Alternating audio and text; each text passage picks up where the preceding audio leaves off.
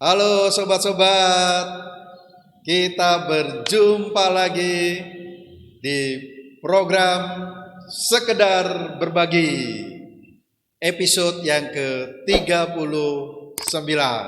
Apa kabar sobat? Fantastik, luar biasa, yes. Salam damai, salam bahagia, salam sehat selalu, optimis. Yes, hari ini saya akan berbagi tentang sebuah tema, yaitu mengapa kami dan kamu bukan kita. Sobat-sobat, sekarang sudah mulai ramai, menakutkan, mengkhawatirkan hati kita akan terpecahnya masyarakat kita, karena sudah mulai dibangun polarisasi, tembok-tembok yang memisahkan antara kami dan kamu, cebong dan kampret, kafir dan suci, neraka dan surga, dan macam-macam untuk berbagai kepentingan. Tetapi jangan khawatir, itu terjadi bukan saat ini saja kok. Juga dibangun dalam tradisi-tradisi keagamaan kita. Nah, kita belajar ribuan tahun yang lalu pun sudah terjadi. Dari sebuah fragmen di Markus 7 ayat 1 sampai 23, ketika orang-orang Farisi, ahli-ahli Taurat mengecam Yesus karena muridnya baru dari perjalanan, setelah dari pasar, berjumpa dengan banyak orang, mereka makan tidak terlebih dahulu membersihkan dirinya, tidak mencuci tangannya, bahkan perabot-perabot yang ia pakai pun tidak dibersihkannya terlebih dahulu. Dan terjadilah perdebatan yang panas antara orang Farisi, ahli Taurat dengan Yesus. Mengapa soal cuci tangan saja begitu menjadi persoalan yang sangat serius?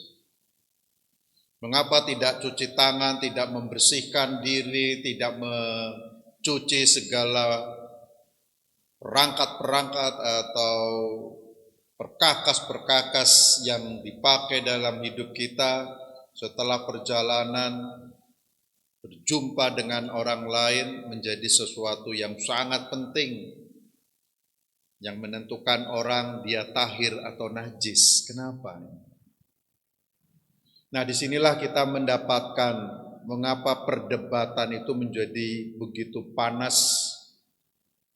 Karena perdebatan antara orang-orang Farisi dan imam-imam Lewi, ahli-ahli Taurat dengan Yesus bukan soal perdebatan teknis medis. Toh kita setuju toh sekarang dari manapun harus cuci tangan, hand sanitizer, antiseptik kita pakai untuk kesehatan kita. Apa salahnya toh? Yes, tidak salah. Bahkan harus. Tetapi ini bukan persoalan teknis medis, higienis. Ini persoalan etis, teologis antara orang-orang Farisi, ahli Taurat dengan Yesus, sehingga mereka mempertanyakan mengapa murid-murid Yesus tidak mencuci tangan terlebih dahulu.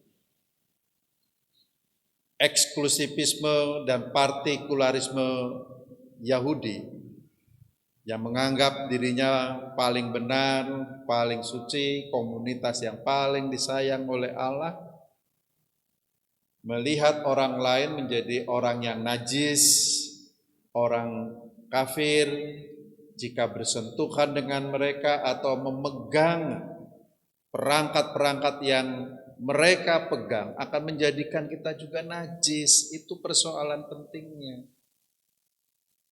Sehingga kenajisan itu harus dibersihkan. Ini menjadi perdebatan tentang paradigma beragama antara orang Farisi serta ahli Taurat dengan Tuhan Yesus.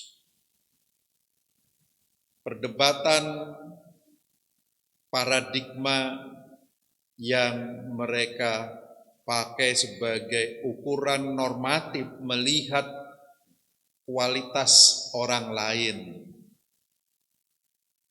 Imam-imam Lewi, ahli Taurat, orang-orang Farisi memakai paradigma kami, dan orang lain adalah kamu. Kami adalah tahir, kami adalah suci, kami adalah bersih. And kamu? Ya sebaliknya, kamu adalah najis, kamu adalah kotor. Kamu adalah kafir, kamu adalah neraka. Itu yang terjadi. Sehingga cuci tangan bukan menjadi soal teknis, tetapi paradigma beragama orang Farisi dan ahli Taurat.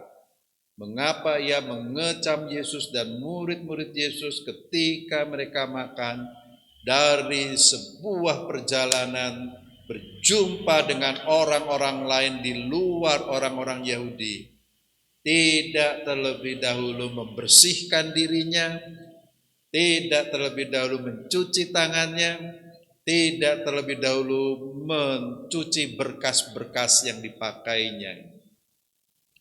Nah, karena ada tembok Taurat, tembok adat istiadat, tembok tradisi yang harus ditaati dan menjadi tembok pengukur, parameter mengukur siapa kami, siapa kamu.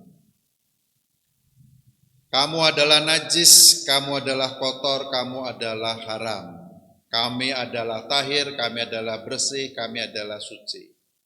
Nah, oleh sebab itu ketika kamu bergabung dengan kami, ketika kamu berjumpa dengan orang lain dan mau masuk dalam komunitas kami, bahkan sampai makan pun harus melalui sebuah proses pembersihan diri yang disimbolisasi dengan cuci tangan, mencuci segala berkas-berkas, perabot-perabot, instrumen-instrumen apapun yang dipakai oleh pihak kamu. Nah, itulah persoalan intinya. Jadi ada sebuah sikap superioritas religius, superioritas rohani yang melihat komunitas yang lain adalah orang yang inferior, orang yang tidak bersih rohaninya, orang yang dianggap penghuni neraka, orang yang dianggap najis, orang yang dianggap kotor. Tidak mungkin barang-barang yang mereka pegang berjabat tangan dengan mereka akan memberikan ketahiran dalam diri si kami jika si kami tidak mau mencuci tangannya. Itulah yang terjadi. Perdebatan yang terjadi, begitu ketatnya tembok yang dibangun untuk memisahkan kami dan kamu. Jika kamu mau menjadi kami, kamu harus mengalami sebuah proses penyucian, proses pembersihan, proses pengudusan, sanctificatio. Betapa angkuhnya kami, betapa sombongnya kami, karena hanya melihat orang lain lebih hina dari kami. Itulah sebabnya Yesus menolak mereka. Karena paradigma yang Yesus pakai bukan paradigma kami dan kamu, tapi paradigma kita. Kita adalah kamu dan kami. Kita adalah sebuah hati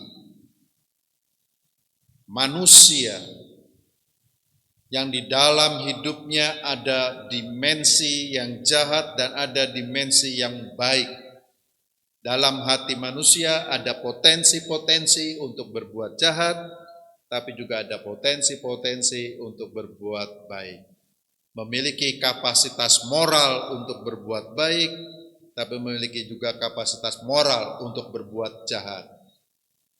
Memiliki kapasitas moral untuk melakukan karya-karya ilahi, tapi juga memiliki kapasitas moral untuk melakukan karya-karya setanik yang menghancurkan kehidupan. Bukan kami yang selalu benar dan tahir, serta kamu yang selalu salah dan najis.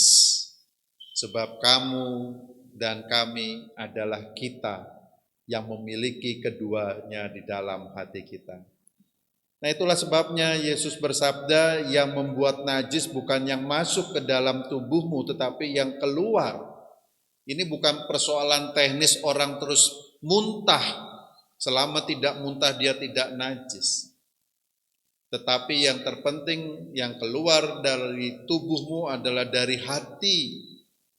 Maka bagi Yesus yang terpenting bukan di makanannya, bukan di teknis mencucinya, tapi dari hati manusia yang melihat sesamanya.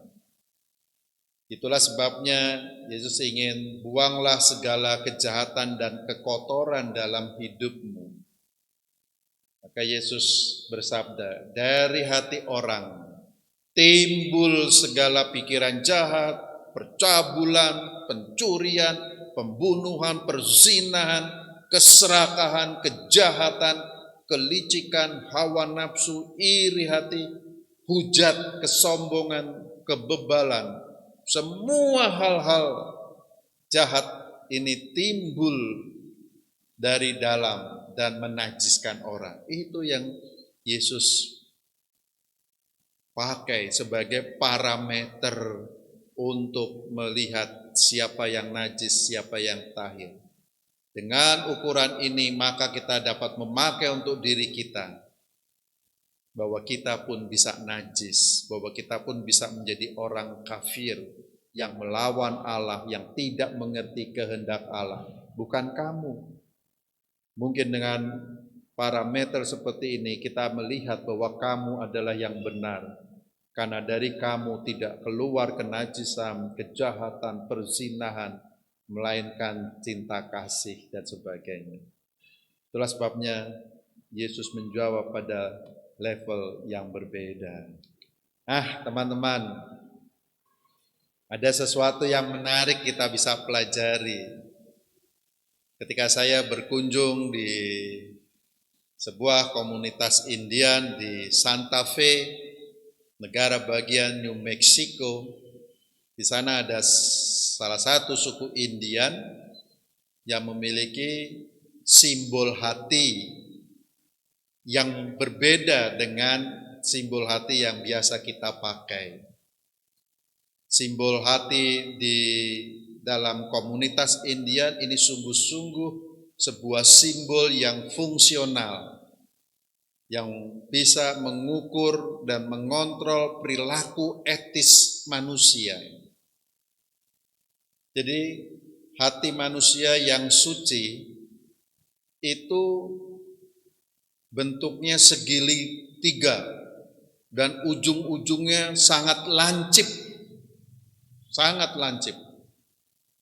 Ketika seseorang berbuat jahat, hati ini berputar. Ada as di tengah-tengahnya. Ketika berputar, maka ujung-ujung yang lancip ini menyentuh tubuh kita. Perih rasanya.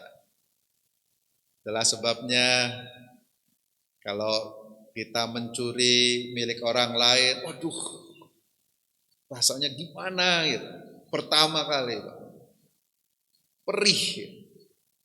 Ketika kita membohongi, ketika kita berbuat jahat, hati ini akan berputar. Nah, hati orang yang jahat, hati orang yang berdosa tidak lagi segitiga, tetapi lingkaran. Itulah sebabnya ketika dia terus-menerus melakukan kejahatan dan mengabaikan kegetiran, keperihan yang ia rasakan, maka lama-kelamaan pucuk-pucuk segitiganya itu terkikis dan dia menjadi sebuah lingkaran. Itulah sebabnya orang yang sering mencuri sudah tidak merasa bersalah, terus saja lancar. Orang yang sering berbuat jahat ya sudah nggak merasa bersalah, karena sudah tidak ada kontrol dalam dirinya. Hatinya terus berputar.